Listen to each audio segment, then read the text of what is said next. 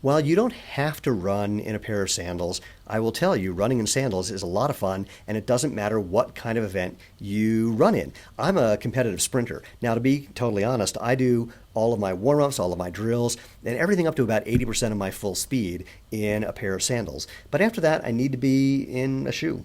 I need to have a pair of spikes on because that's the only way to get the appropriate amount of traction for a 100-meter dash, which is what I run. But on the other end, what about running a marathon? Or what about running an ultra marathon, which can be anywhere from 50 kilometers, 36 miles, to 100 miles, to even just 24-hour races? There's all these crazy long endurance races that I will never do.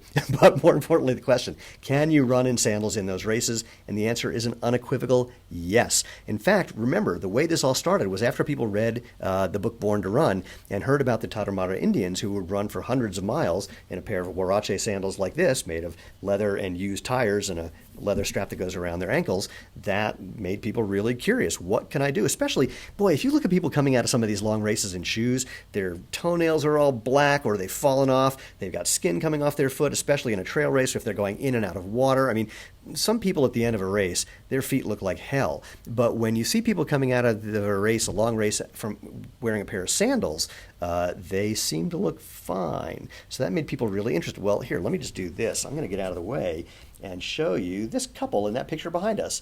That is Mel and John Sinclair, and that's them at the end of a 50-mile race in a pair of our, what are these? Our Murray Venture sandals.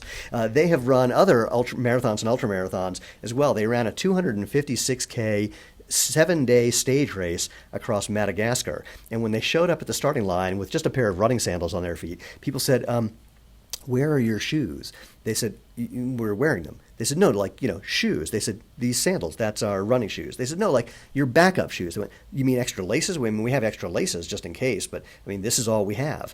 And at the end of the race, just like I said, everybody who was in shoes and socks, who was going through water and then dry spells and, uphills and downhills, their feet looked like they had just been in a war, and Mel and John were totally, totally fine. So there's no limit to what you can do in a pair of running sandals other than the limit of how much fun you're willing to have.